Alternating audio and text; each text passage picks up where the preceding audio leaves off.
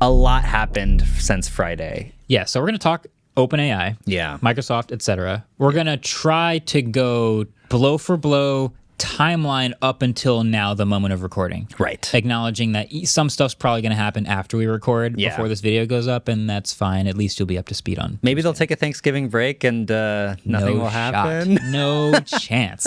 No That'd be way. nice. Okay. One of the wildest, wildest meaning like most unexpected stories, kind of out of nowhere with no seeming explanation. Yeah. Still no explanation as of recording 4 p.m. Eastern time on Tuesday. So it's a weird one because I can't begin with, so how did it start?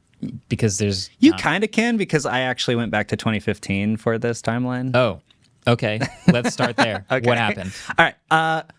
A lot of you potentially have heard of OpenAI, probably by now. You probably already know. We made a video about Dolly, which they make, which was a text-to-image generator that kind of like got everyone excited. But then ChatGPT came out in... All of this is less than 2 years. Less than 1 year for ChatGPT. ChatGPT came out 1 year ago, November 2022. Yeah. Insane. So ChatGPT came out in 2022, and that kind of blew the lid off of this whole like AI revolution. Just everyone talking about AI every single week, advancements being made, everything. Transformers, what ChatGPT is based on, have been around since 2017, but OpenAI was the first company that kind of like took the lid off of what they could do and really showed people what these models were like to play with. So since 2017, I'm just setting the stage, by the way. Since 2017, Microsoft invested a 49% stake in OpenAI, which gave it the ability to have a lot of cloud credits with Microsoft Azure, because they need these server farms to run their models on, right? To me, it felt like we're too big and they're too big to straight up acquire OpenAI. Possibly regulations would not let that go through. But we're going to act a lot like we would have if we did acquire OpenAI, meaning they're very close partners. Yeah. They work together on new products, new announcements, new features. They give each other exclusive access to things. Yeah. Microsoft and OpenAI are like pretty... They're very tightly bonded. There's actually an org chart on the OpenAI website, and it shows Microsoft as like a minority investor in the org chart. Sure. Yeah. Okay. So they invested for a 49% stake, which was effectively just like a $10 to $11 billion investment, mostly in Azure cloud credits, which means they didn't give them cash. And when you say that they like kind of get to own OpenAI they get to do that without actually giving them cash. Imagine like walking into a Best Buy, and if they gave you enough gift cards, you would just own the Best Buy. That was a horrible analogy. I mean, it's not that different. But think about that. Yeah. Think about that. Yeah, it's not that They different. didn't really give you anything. Yeah. By the way, I think it's Azure. Yes, Azure. Microsoft Azure. Azure. Yeah. Yes. Okay. So you can see that Microsoft has definitely taken advantage of this partnership over the last year, right? Yep. They released Bing Chat. Yep. We've made so many videos around like why Microsoft has so much to gain, so little to lose versus Google. They really like kept this investment pretty quiet until ChatGPT came out, and then they took the lid off of it. Yeah. Now, on last Friday, OpenAI's board very abruptly fired the CEO, Sam Altman. And the saga that unfolded since then, or that has unfolded and is still currently, as of recording, unfolding, is probably the most fast-paced, most in the open, happening on Twitter, happening on Threads, live. I am glued to my phone. I can't stop refreshing my computer. Drama that we've seen in a very long time. Is it happening on Threads too? A little bit on Threads. I've seen so much on Twitter. Yeah, the problem with Threads is that they don't really have an algorithmic feed. Yeah. And so you can't see. I'm getting stuff that happened 2 days ago, and it's just. I would have to get lucky for it to pop up on my feed, but Twitter is just sitting in the trending topics. Yeah. Popping up on my For You page. Yeah. Exactly. It's all I over the was place. keeping up with everything on Threads. Really? Personally, yeah. Oh. Just because everyone I was following was talking about it. Yeah. So it wasn't like a recommended thing. Yeah. Okay, so before we get into the timeline from Friday, I want to give a little context about OpenAI, the organization. So OpenAI was founded in 2015 as a nonprofit. You can kind of think of them like a research organization. They were basically like, we want to create an artificial general intelligence that benefits all humanity. And effectively, what they would categorize an artificial general intelligence as is a highly autonomous system that outperforms humans at most economically valuable work. They started, and this came from a book I've been reading, but sort of as a proxy to the corporate AI things that were being built? Like OpenAI more or less was supposed to exist to provide some structure to what AI hopefully could turn into and not go off the rails if it was just controlled by corporations. Yeah, that was the big thing, is that they made it a nonprofit specifically because they didn't want their research and work to be profit driven, which always errs towards acceleration. Yeah. Right? We have to be in front of the other people. We have to be better than the other people. So if you're a nonprofit, you don't really have to chase that stuff. And originally when they got founded, they were trying to get $1 billion worth of investments so that they could use that money to run the company and also like hire engineers, do all that stuff. Just $1 billion. Yeah, just a billion. Yeah. And they got a bunch of people to invest. Sam Altman invested a bunch of money. He was one of the co-founders. They got Elon Musk to invest a bunch of money. He was also sitting on the board, I believe. And unfortunately, they were only able to raise about $130.5 million of investment. Can't do anything with that. Yeah, I mean... Can't run a company with that. Yeah, it worked for a little bit, but it doesn't really last in the long run, right? So in 2019, they kind of realized like, oh God, like we need to figure out how to make money to run this company. Especially because once the transformer was invented in 2017, they started taking advantage of it. All of a sudden, you have to train models that run servers, and they were making things like GPT-2. And they had this, it was called the OpenAI 5. This is actually how I heard about it back in, I think, like 2016, 2017. It was a Dota 2 bot, which is the only video game that I play, that they trained with unsupervised learning, which is just like throwing the game in a sandbox and letting the AI learn how to play it with team coordination. And they trained it to compete against the best players of Dota 2 in the world. And it won a bunch of times until they figured out how to beat them. Damn. Yeah. So obviously they had these little milestones that were really making it work. But then in 2019, they were like, okay, we're running out of money. We actually need to make more money. So what they did was they added a new company underneath the nonprofit company. So they had the nonprofit, OpenAI. Then they had a holding company underneath the nonprofit. And the holdings company was owned by the engineers and employees and the shareholders. And then that holdings company owned the for-profit company. That's okay. Yeah. I hate it. Yeah. But okay. There's a decent amount of businesses that are like this, that are trying to be more like good for the planet. The whole idea is that the nonprofit still gets to make all the decisions, and the nonprofit is generally made up of people who are not as involved with the day-to-day operations of the for-profit business. I see. Yeah. There's still a sort of a wacky weirdness about a nonprofit owning a for-profit company. But, Yeah. I get where. Yeah. Didn't Patagonia do something like this? Probably something similar. Yeah, it was some sort of Yeah, like like corporate donated- restructuring. Yeah. thing. They There are a few donated that are like profits to a new not-for-profit that was owned by the person who owned Patagonia. something Something weird like that. Yeah. Yeah. So this new nonprofit company was also a capped. The new for-profit company was also a capped for-profit company. So they could only make a certain amount of money per year that was used to pay engineers to run the servers, and all the extra money got fed back to the nonprofit, which was used for research, all of the stuff that the nonprofit did. Sure. Right? Okay. Okay. Cool. So we got that out of the way. That's going to be very important to the story. Okay. Okay. Now, that restructuring that they did to create the for-profit, capped profit company also came with a 49% minority investment from Microsoft into the for-profit arm of the company, right? So because they needed specifically a cash injection, secondarily, they needed servers like Microsoft Azure. Yeah.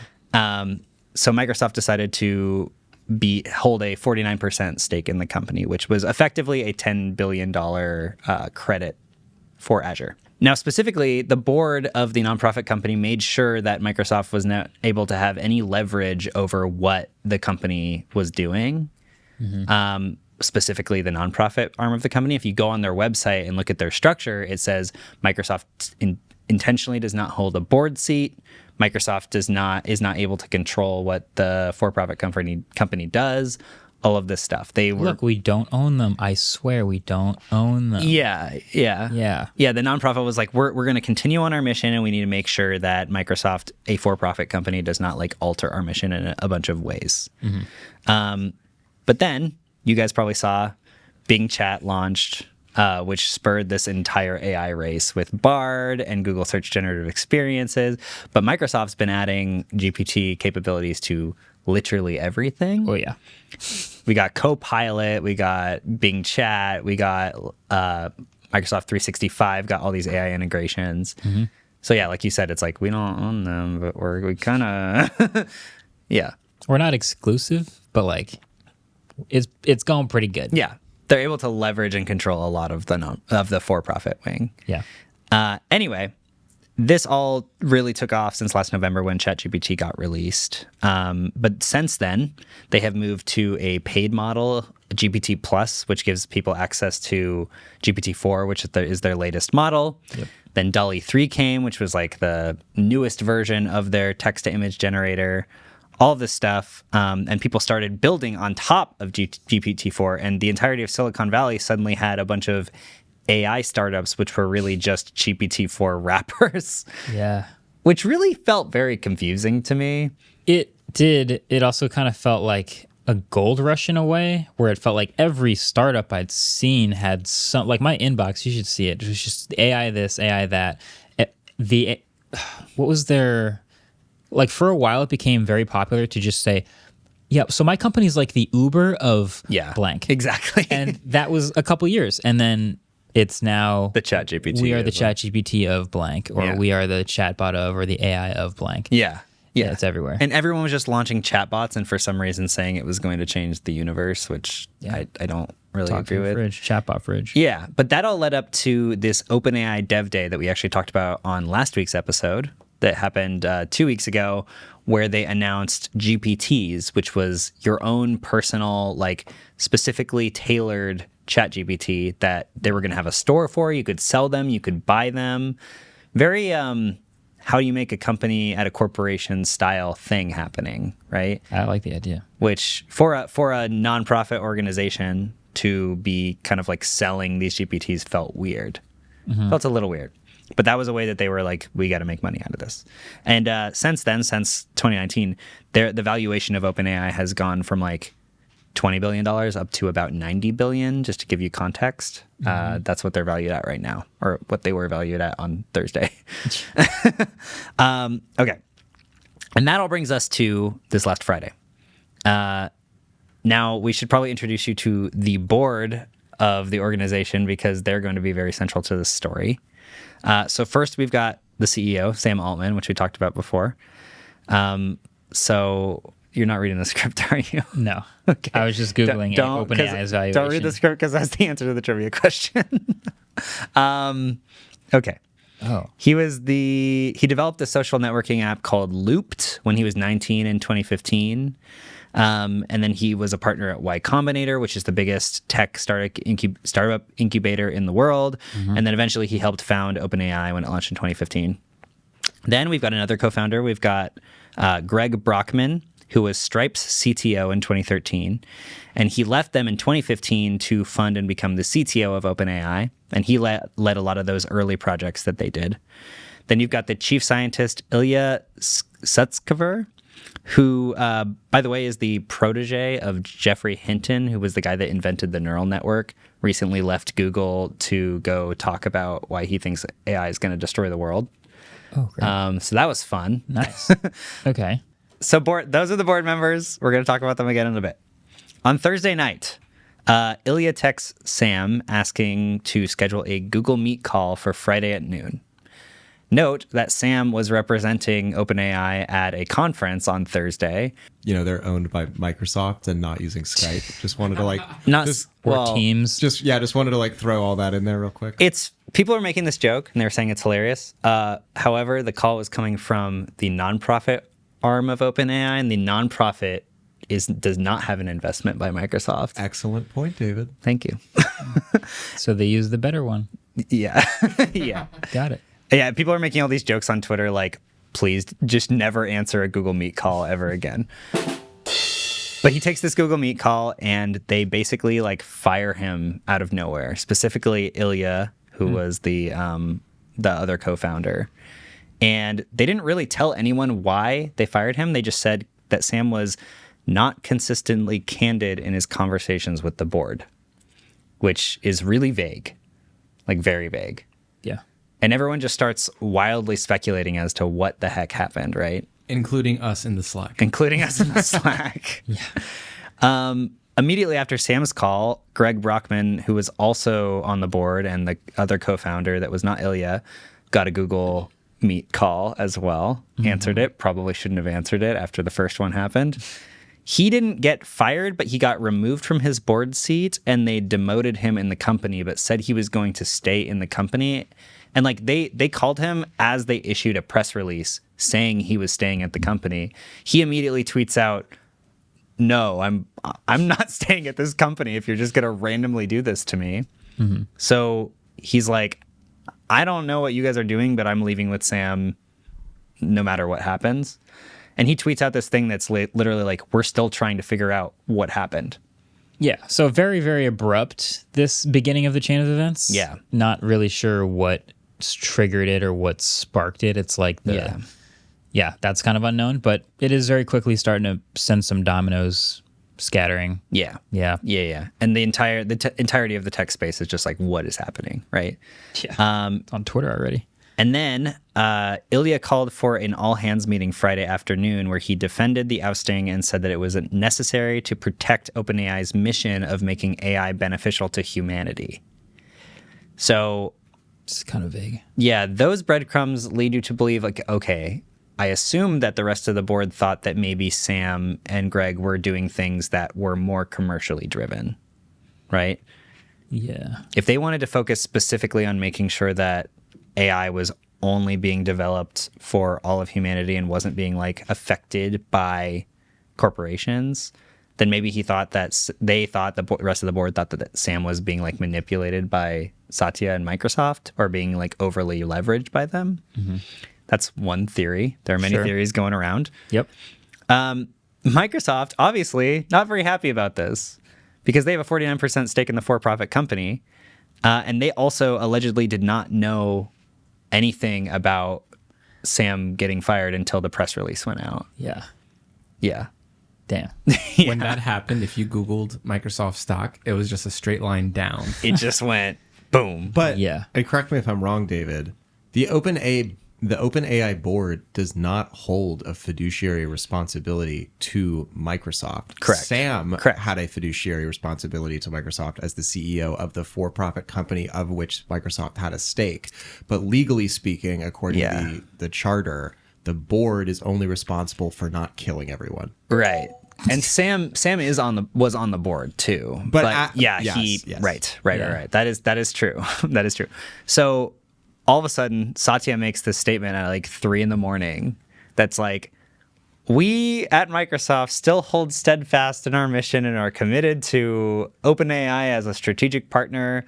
We're excited to get to know the interim CEO who they like randomly promoted from a role underneath Sam at the time. And everything's fine and everything's going steadfast and we're all cool."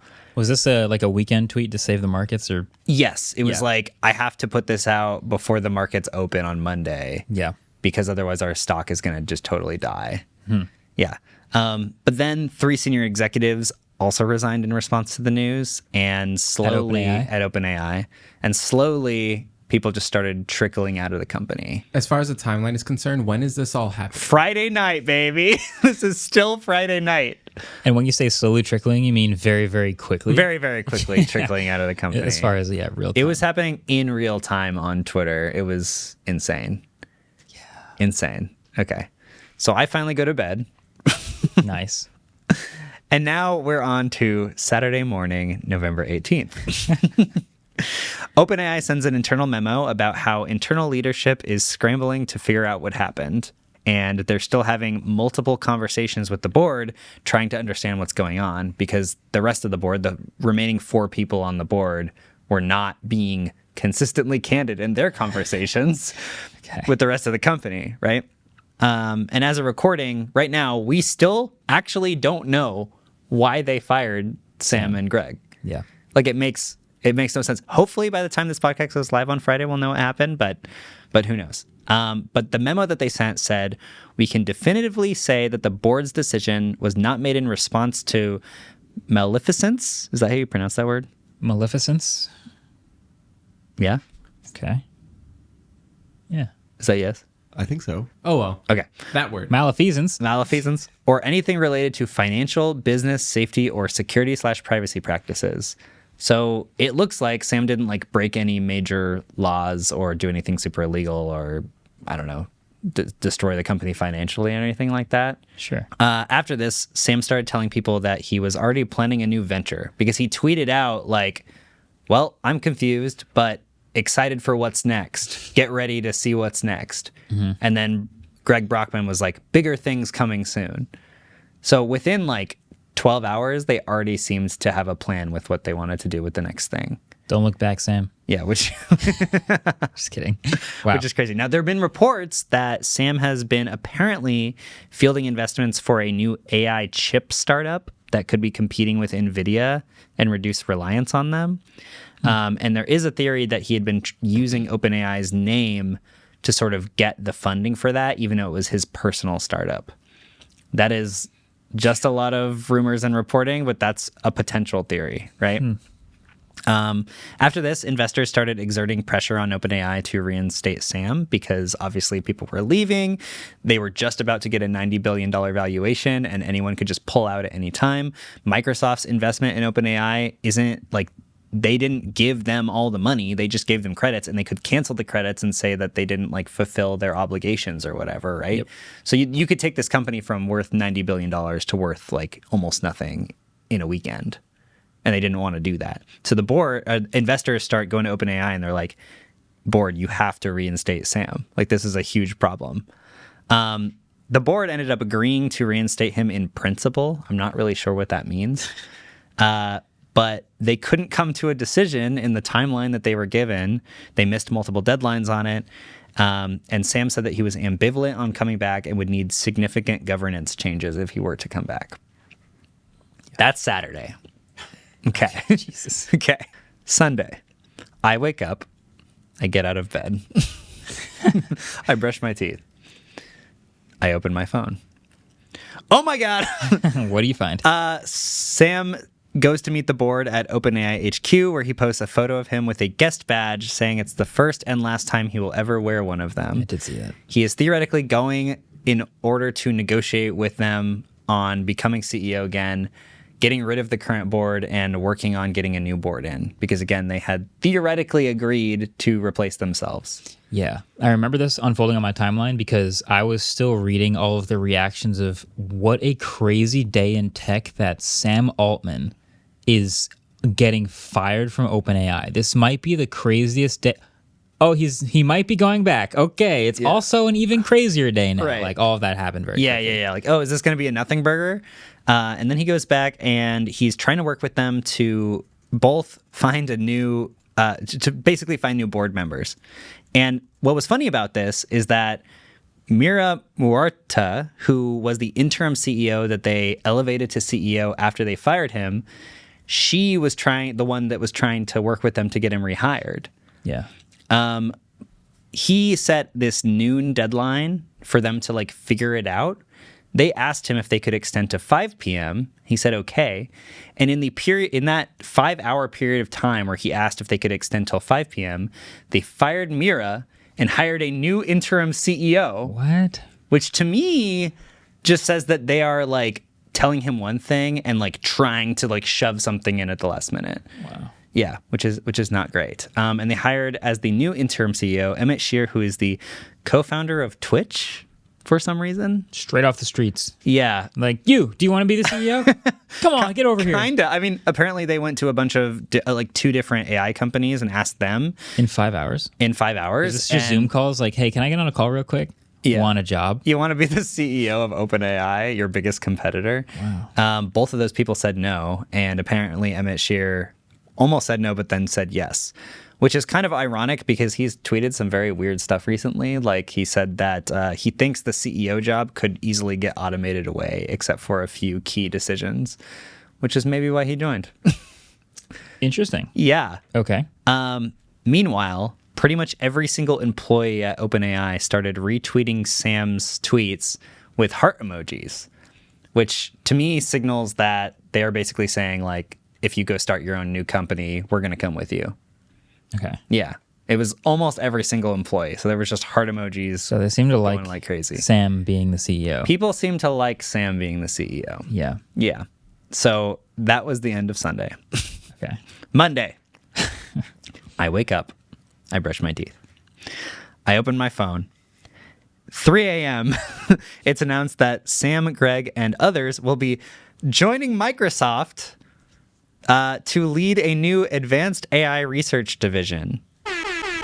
This is all before the markets even open on Monday. Yeah. Cool. This all happened in like 48 hours. Yeah. Jeez. So, and then Satya effectively says any other OpenAI employees that want to go to Microsoft can come too, which is hilarious. There were Microsoft employees that were tweeting like these memes out being like, I thought we didn't have headcount. And now 770 employees are going to come to Microsoft. This is also really funny just in the context of you probably can't acquire OpenAI, but if they all leave at once and you hire all of them, technically you didn't acquire them. You didn't acquire them. You But just that's pretty good for Microsoft. Loophole. that would be, yeah, it would be insane for Microsoft. They get the company for free. They already have all the Azure servers. Like they had already been working with them so closely that it would probably be pretty easy for them to get back to normal, right? Which seems great, except it's not great that Microsoft, already a giant tech juggernaut, would now just own effectively the biggest Like AI an amoeba company in the world. Just like absorbing absorbs a whole bunch of people. I got Activision Blizzard. Now I'm going for OpenAI. Now I'm coming for you. Yeah, it was a whole situation. Very crazy. Yeah, like we said, like OpenAI was about to be valued at $87 billion, and Microsoft just effectively got them for free, which is insane. That would be the biggest Satya, you dog. deal You ever. dog. Satya, you dog. Yeah, and after Satya said this, the stock price went to the moon. Oh. So at first it dipped when Sam said he got fired, and then Satya was like, "We hired Sam," and it was like, whoop. Wow. Yeah, Sam Altman moves markets. $87 billion. But then a little bit later on Monday, Ilya, the board member that kind of fired Sam, tweeted out that he deeply regretted his participation in the board's actions, and he's doing everything that he can to reunite the company, which is crazy because a lot of people were speculating that he was the one that convinced the board to fire Sam in the first place, considering Jeffrey Hinton, his person that he trained under, was the one that is the most worried about evil AI taking over. Mm-hmm. And the biggest theory going around is that Ilya was so concerned about the acceleration through corporate means that he didn't feel like the nonprofit part of OpenAI, which was supposed to be the main part of the company, had any governance anymore. And they just needed to replace him with someone who would slow down. So it's insane that he's saying that he I regret everything. Action. Yeah. Come back, Sam. Yeah. So people don't hate me as much. Exactly. Yeah. So then in the morning on Monday, this letter comes out with 505 of OpenAI's roughly 770 employees saying that they will resign if Sam and Greg are not reinstated and the board is ousted. By 5 p.m., that number was up to 738 employees out of the 770. Over 8%. And I would guess that the remaining 30 employees were probably just on vacation. That'd be my guess. Because if you're one of the few people that was like, nah, I'm staying on this sinking crazy. ship. When it's 769 out of 70 and you're the last guy, you're like, oh, it's me. Yeah. Oh, You're dancing on the Titanic. that's wild. Yeah. But plot twist for the HBO drama that's about to come out in a couple of years from this. Seriously. Ilya's name was also on this letter. Okay, that's just confusing. That's just confusing. What is So, guy who fired Sam says, we demand Sam back? Yeah. Okay. All right. We both demand Sam back, and we demand that I am fired and replaced. So that's That's really committing to the I regret this. Yeah. Really committing. Hardcore committing to that. Wow. But like, isn't Sam a Microsoft employee now? Like, didn't Satya just say that he was going to hire Sam? Like, he put out this statement, and now everyone's saying come back. And then last night, Monday night, Satya went on multiple interviews on like CNBC and on Kara Swisher's On podcast, and they were all like, well, like, isn't Sam a Microsoft employee now? And Satya's just like, whatever Sam wants to do, he can do. It's totally up to him. If he wants to come join us, I'm cool with that. If he wants to go back to OpenAI, I'm cool with that. I'll support him no matter what. That sounds like we sent him something he hasn't signed yet, so I can't say he's an employee yet. So, but come on, Sam. Yeah, he's fielding his options clearly. For sure. But it's just insane that the CEO of Microsoft like put out statements being like, they now work for us. We are starting a new experimental AI division. And that was just kind of I don't know, maybe. Tweet, yeah. Maybe. It was literally just to save the stock. He's trying to secure the stock without having actually secured anything yet. Yeah. Now we're down to reports where Sam is apparently trying to go back to OpenAI. Today, Tuesday, as of this morning, they were apparently back in negotiations, trying to get him back there. And the Twitch CEO, who became the interim CEO, the old Twitch CEO, who became the interim CEO of OpenAI, is now saying he's going to resign if the board doesn't tell him what happened and why they fired Sam, which they didn't even tell him. They didn't even tell Sam. No. Like, I would hope that by now he knows, but it doesn't make any sense. So as of 4:27 p.m. Eastern time, Tuesday, November 21st. Yeah, check Twitter. Real quick, let me just check Twitter. Oh, yeah, God. You're probably right. I think that's it. Make sure nothing has been posted. We're up to date. Okay, nothing has been posted so far. So far, that's where we're at.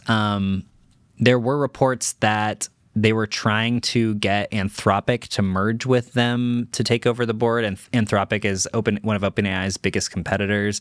They make an AI called Claude, which is supposed to be like a much more friendly, much more aligned AI. And they have all these like guidelines and rules. It's a whole thing. There are two potential outcomes that happen. Either Sam comes back as CEO, the board gets completely replaced, and we are looking at a very, very different OpenAI, even with the nonprofit board that probably doesn't care as much about making sure that AI doesn't take over humanity. So that's where we're at currently. So either Sam goes back and we have a very different company, or he doesn't go back and the entirety of OpenAI goes to Microsoft, and the actual OpenAI turns into a pile of dust. Okay. If you had to make a prediction, which is such a silly thing to do because you're going to know before this even goes live, but Yeah. what would you quickly think is actually going to happen? I think that the board is going to cave because each individual member of the board, like, their reputation is on the line. There's 3 of them that are making this decision because Ilya caved. And the entire already company flipped. seems to disagree with the The board. entire company disagrees with them, and I don't think those 3 people are ever going to have a job anywhere ever again Yeah, fair. if they allow that to happen. However, that apparently their original idea of OpenAI was that they want the company to be able to fail in the event that they disagree with the direction it's going in, because they want so badly for this AGI model to not take over the world and destroy humanity or whatever, that they're willing to put the company up in smoke. And they have so far resisted so much that it's also an equal possibility that just doesn't happen, and then Microsoft becomes 3 times more powerful. I think that he will go back to OpenAI personally, and this will all be kind of a nothing burger, except for the fact that the company is completely restructured and it's much more of a for-profit company. Yeah. What would your prediction be? I feel like I agree. Just having that overwhelming 700 plus out of 770 all seem to send a pretty quick, obvious message that, hey, we preferred the way it was when Sam was running it. Yeah. Then it seems like they've made it very clear that that's what they want to do. So I don't know. It is weird. It's a developing story. Yeah. It is. That's our summary up until this point. So at least as you now read further headlines, you know of this history. Yeah. You know where we follow it. You know where we were in the moment on Tuesday. Yeah. fascinating stuff. These conversations that with him returning to the company were supposed to happen today, Tuesday, Pacific time, so 3 hours before currently right now. So this could change within the next few hours. Perfect. But and maybe we'll be able to add a little snippet in tomorrow if it's changed by then. Sure. But yeah, it's been very insane to watch happen in real time. Well, look at that. It's less than 24 hours later. Real quick, we said we'd be back if something happened. It's the next day. Something happened. Something happened. So, real quick, just a quick add-on to actually get to the point where we're going to just ship this episode. What happened since yesterday? Okay, so yesterday we were speculating whether or not Sam was going to be reinstated, whether or not there's going to be a new board. As of like 1 a.m. Eastern time last night, Sam is back. We predicted correctly. OpenAI, yes, we did. There is a new board. We predicted correctly. Yeah. OpenAI put out a statement that said, we have reached an agreement in principle, yet again in principle, whatever that means. I think that just means we haven't signed anything yet, but somebody said it on the phone, so we're counting it. Yeah. For Sam to return to OpenAI as CEO with a new initial board of Brett Taylor, Larry Summers, and Adam D'Angelo. We are collaborating to figure out the details. Thank you so much and your patience through this.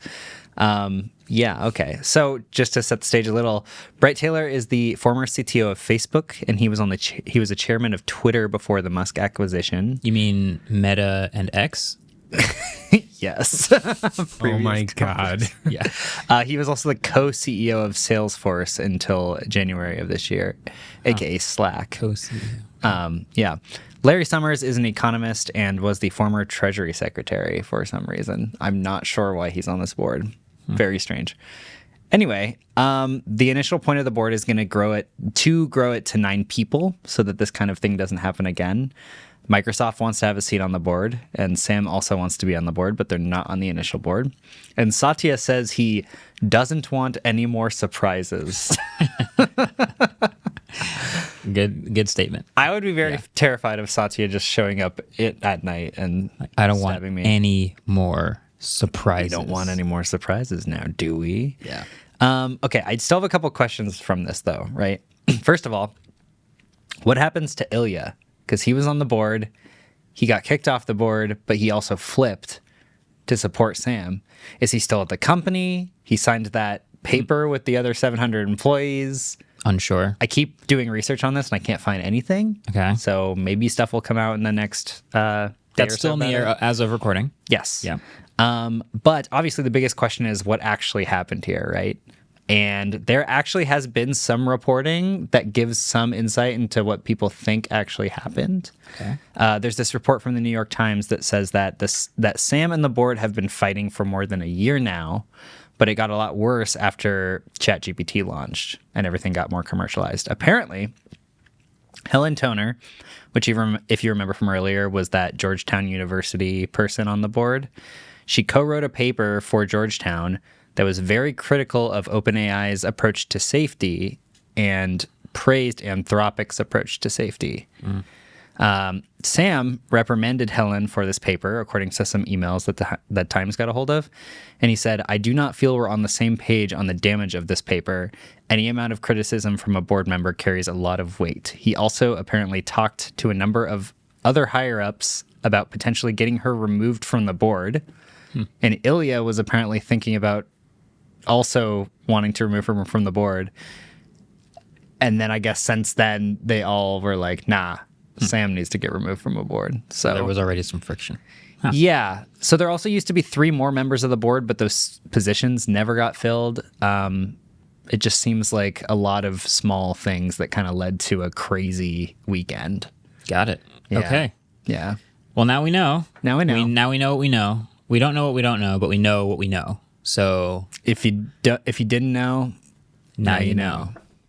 But if we don't know, then you also don't know. So That's true, unless you went on the internet. yeah. Okay. That's the end of the interjection. Hopefully not too much else. Yeah, that's up until 3:10 p.m. Wednesday, November 21st. If things changed, I'm sorry. Ship it. Oh, I have a good clips outro. I'm ready. Okay. Okay. Hey, thanks for watching that clip.